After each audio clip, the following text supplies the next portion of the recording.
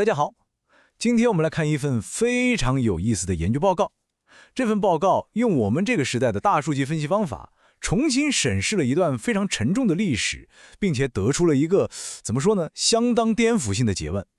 故事要从1932到1933年说起，当时苏维埃大饥荒估计夺走了大约700万人的生命。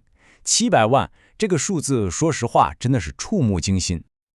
但问题是这场悲剧并不是平均分配的。一个惊人的事实是，在这700万人里头，有将近40%的死亡都集中在乌克兰，就是引出了一个困扰了历史学家几十年的问题。这就奇怪了，为什么呢？在同一个国家里头，为什么偏偏是这个乌克兰族群的人死亡率会高出这么多？是什么让他们的命运变得如此不同？过去这么多年关于这个问题一直有2种完全不同的说法，大家争来争去，但因为手上没有足够详细的数据，所以谁也说服不了谁。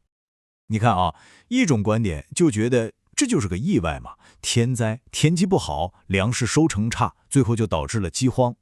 而另一种观点呢，就认为这背后是有意为之的，是一项针对乌克兰这个族群的系统性政策偏向导致的。不过现在情况不一样了，有份新的研究，他做了一件很了不起的事儿。研究人员把过去那些尘封的档案全都数字化，建了一个庞大的数据库。这样一来，我们终于可以用数据说话，来检验这2种说法到底哪个对。好，那最有意思的部分来了。这份研究没有说太多复杂的东西，它直接从数据里给我们拎出了3条铁证。我们一条一条来看。行，那咱们就顺着这3条线索，一点一点把这个谜题给解开。先来看第一个。这第一个发现说出来你可能都不信，他直接就把那个粮食欠收导致饥荒的说法给推翻了。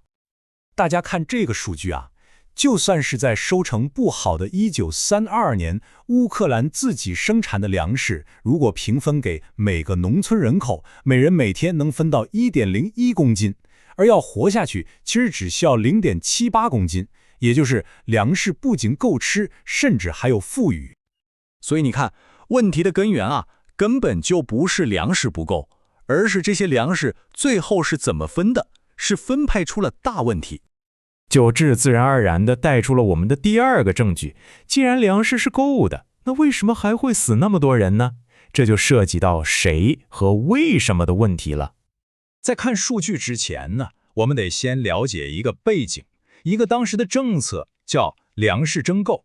说白了，就是政府强制从农民手里把粮食收上来。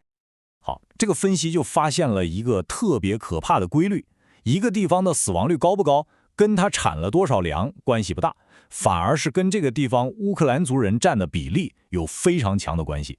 简单说，就是乌克兰族人越多的地方，死亡率就越高。这张图就特别有说服力，大家看，这条线就是乌克兰和俄罗斯的行政边界，两边的土地、气候都差不多，但是死亡率，你看，在边界线这里就像掉下悬崖一样，唰的一下就降下去了。这用自然原因根本解释不了，明显是政策造成的。好，那现在我们来看最后一块拼图，这个证据就更进一步，它直接算出来了这个政策偏向到底造成了多大的影响。研究人员发现这个操作是分几步的。第一，征得更多，就算2个地方产量一样，乌克兰族人多的地方要交的粮就更多。第二，留得更少，交的多了，那自己能留下来吃的自然就少了。而且最关键的是，这种偏向不是临时起意的，早在饥荒前好几年，1928年的计划文件里就已经写得明明白白了。那为什么又这么做呢？从历史背景来看，可能有一个政治上的动机。当时需要控制农业，而乌克兰这个民族呢，既是产粮大户，又有比较强的反抗精神，所以压制他们就成了控制整个农业的关键。最后研究算出来一个数字，这个数字我得说真的是太惊人了。这种针对乌克兰族的政策偏向，竟然可以解释乌克兰境内高达 92% 的超额死亡人数， 92%。所以话说到这儿，结论已经很清楚了。根据这份基于海量数据的分析，这场大饥荒它不是天灾，而是彻头彻尾的人为造成的。这份研究其实不只是在讲一个历史事件，它更像是在告诉我们一件事：数据有能力揭示出被掩盖的真相。那这就让我们不得不去想一个问题：在我们的历史认知里，还有多少我们以为的事实，其实也需要用数据来重新审视一下呢？